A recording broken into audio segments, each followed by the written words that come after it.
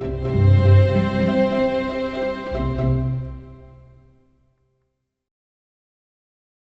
afternoon, everybody. Welcome to QI Skills Session 3. Today we're going to be talking about cause and effect / fishbone diagrams and also the 5 whys. I'm Gareth Fitzgerald. I'm one of the improvement advisors here in the team. Great to have you all here with us. First, I'll get into just a little bit of housekeeping. So we have disabled people's cameras and chat. This is being recorded and will be posted on our website later on and in the collaborative channel for the benefit of teams that can't make it.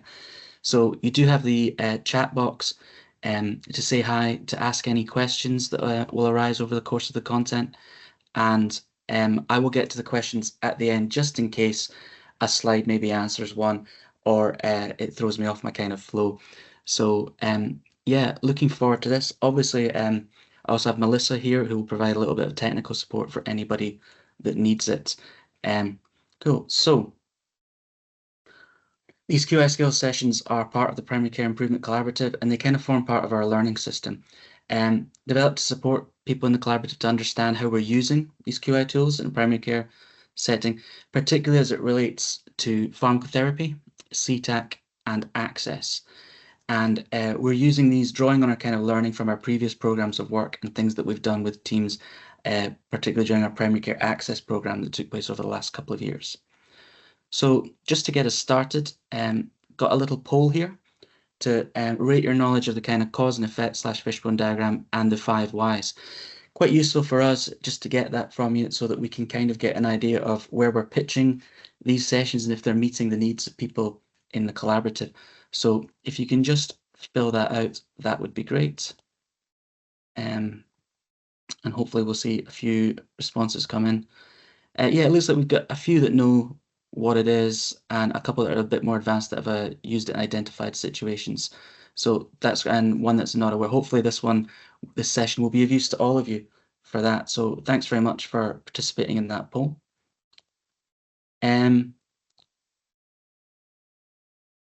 So many names to the fishbone diagram. The cause and effect diagram, the Ishikawa. I'm just going to refer to it as a fishbone as we move on through this, just for simplicity's sake. So as you'll see in a couple of upcoming slides, it's named a fishbone diagram because of our resemblance to the bones of a fish.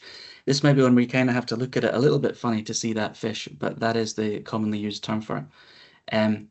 Fishbone diagram is really good for kind of, as I say, as known as a cause and effect diagram, looking at the root causes of certain problems that are arising in our workspace. The fishbone diagram enables the team to describe the problem, identify the problem, break down some of the bigger issues that are adding to the problem into terms of groups or themes, and then help to outline root causes within each of the themes and groups that are identified by the fishbone. So, why is it useful? Helping teams to think about solutions. It gives that kind of overall graphical view of the problem so we can look into it, look into the kind of big issues, the issues that we can deal with that are within our circle of control, other issues that we might want to look at maybe a bit further down the line, and have a look at those root causes. It helps us to kind of look at the areas where we might want to start collecting a bit of data, identifying change ideas, developing an improvement plan, and allowing our team to kind of focus on the issue at hand and looking at generating solutions instead of one of the important things that we'll talk about when doing a fishbone diagram, instead of kind of prejudging the possible causes about why the issue exists. It's also quite useful for looking at differences of opinion within the team and how we can bridge those possible gaps. So how do we use the fishbone diagram? It's best done in a group, maybe face-to-face, a large table, a wall, flip chart paper, and with plenty of post-its, different bits of coloured paper to hand. So for this example, we get flip chart paper. We agree what the problem is, and where possible, we've used a bit of data to specify the problem. We give the problem a name that avoids, as I mentioned earlier, prejudging the causes.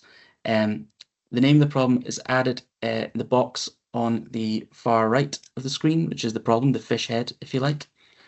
So when I mention prejudging the cause, what I'm really talking about is where people say, so for example, we're getting too many calls because patients don't X, Y, Z. You're already prejudging the possible because just say the problem is call volume. Too many calls, maybe at a certain type of day, and maybe about certain things, that's fine. But saying because X, Y, Z is a problem. So we've got our problem, got our fish head.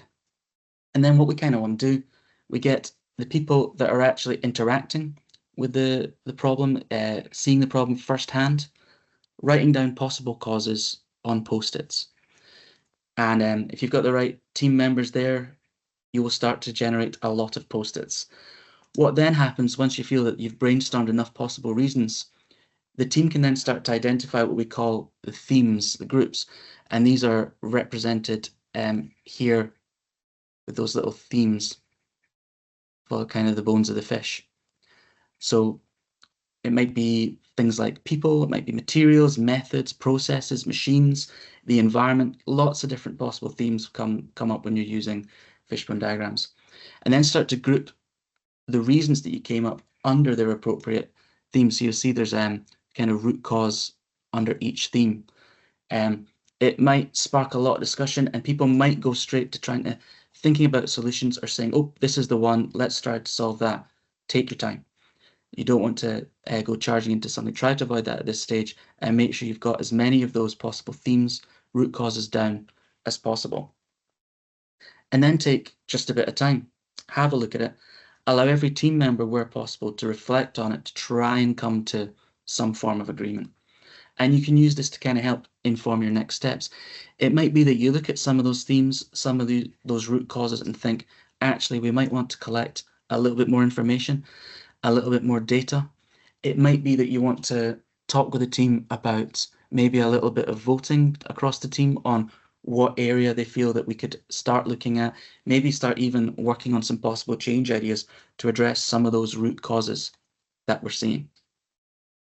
So on the next slide, we have an example. And in this case, we have a high number of calls related to medications. And they've done a bit of brainstorming, got those many Post-its down on the flip chart or on the table near the head of the fish. And they've come up with 4 themes that those possible reasons came into. So down here we get internal processes, medications not on repeat, phased approach required to introduce cereals, for example, and process perhaps recently changed. It's not possible to order by phone. They've got the pharmacy team when it comes to capacity, pickup, turnaround. The patients themselves, very important part of that.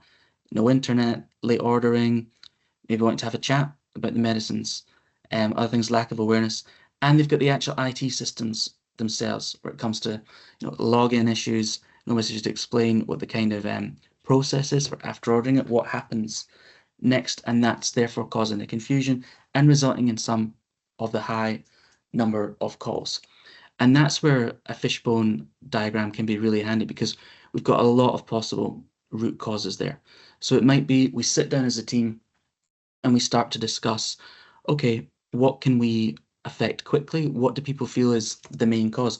Do we need to sit down and do a little bit of collecting what issue it is that a lot of the calls are relating to? Or do we feel as a team we've got enough data, we know that perhaps the recent change to the process is the issue, let's start looking at how we can clarify and communicate that? Or is it the case that no, we do need to do a little bit more collecting to see if there's a theme coming through some of the calls, which is the biggest kind of area that we can possibly focus change idea on. It lets us get down to the actual cause and effect, as it says at the top, of what is causing this high number of calls related to medication. Phone lines are melting every day. So really handy to do a fishbone diagram.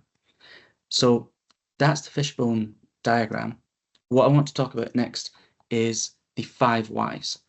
And the reason we kind of grouped the 5 whys and the fishbone together is they are all about that kind of looking at the root causes, getting down deeper into the problem, trying to find out what's the actual cause here, and to take it sometimes away from almost the, as we've got an example later on, the accusatory part of looking at a specific staff member or grade about why this is happening. So the 5 whys, I remember when I first came across it, it reminded me a little bit of being a child. You know, it was always asking why is the sky blue? Why is the grass green, etc. Thankfully, it's a little bit more constructive and ordered than when a child does it. But this is about looking at kind of recurring problems and the things we can do to fix it, to stop it happening again. I believe it was first used in Toyota manufacturing when machines were breaking down. And instead of saying the machines are breaking down, why are the machines breaking down? Well, because X. Why is X happening? So we call it 5 whys. It might be 3 whys, it might be 8 whys until you get to the root cause. But 5 whys kind of trips off the tongue a bit better. So it helps us to bring in countermeasures, which are changes which will be made and will either eliminate the issue from happening again or reduce the potential for it to as minimal as possible. And it helps us ensure that real causes of the issue are addressed. As I said, that accusatory thing, we'll have the example later on of, oh, someone is doing this and this is causing a problem. It helps us look beyond that and look into the actual system, the processes, where they may be letting members of our team down. So why is it useful? Much in the case of the Fishbone diagram, it's most effective when it's the people who have the hands-on experience are involved in doing the 5 whys exercise and finding out what's exactly happening. So it helps support the understanding of the work as it is, rather than maybe someone who's not involved perceives the work or the issue to be. As I said before, it helps eliminate a bit of blame from the system, less a kind of one against the other, and more identifying where system changes or improvement are really needed to stop the issue, as I say, happening again or minimize further possibilities of the issue arising. It helps to support development sustainable changes, and it also helps feed into that culture of continuous improvement that we're hoping to get across over the course of the primary care collaborative. So here's that example that I've been talking about. What we're doing here is we've defined what the problem or the issue is, and we asked why a few times, and when a counter emerges, it helps us. So there's an old W. Edwards Deming quote about how a poor system will let a good person down every time, or words to that effect. And this is an example that illustrates how an imperfect system is perhaps letting quite a hardworking employee down. It takes it away from that simple part of blaming the person, the pharmacist involved, to actually looking at where the faults in the system are arising. This example was generously provided us to by NHS Lothian's quality improvement team. So let's just go through it. We have the pharmacist staying late every Thursday. Okay, we ask why. Why are they staying late? Still have prescriptions to complete before the weekend. Okay, but why do they still have prescriptions to complete? Well, the prescriptions did not arrive, in this case, to the community pharmacy or whatever, until 4 p.m. Why is that? They only get delivered once per day. Why is that? The system was agreed previously for prescriptions to be complete in a single batch. And that's one of the important things that 5 whys can find. Often when we're working in care, as I've done, there are little band-aids or stopgap processes put in because maybe someone's left, someone's not available anymore. A task was person-specific instead of role-specific. Lots of little stopgap processes that eventually just become embedded into how we do business day to day. And it might be that circumstances change. Perhaps list sizes have increased, maybe a nearby place has closed down or closed their list. So things have changed. And therefore, we have to look back at where we put those processes, those systems in place, and think about possible ways where they're now not optimized. They're letting people down in our system. So that's where 5 whys can be really useful. As I say, the real advantage is it takes away the kind of blame from the pharmacist and has a little bit of a look at the system and how the system might be letting that individual down. So that's a quick overview of both Fishbone diagrams and 5 whys. What I'll do now, I'll have a quick look in the chat to see if there's any questions. So if you do have any, please pop them in.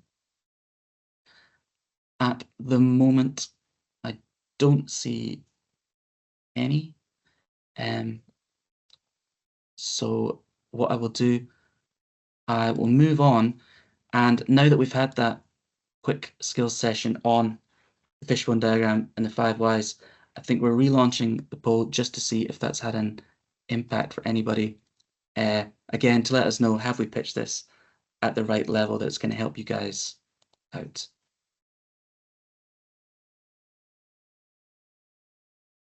getting a few results. Yeah, please do keep filling that out.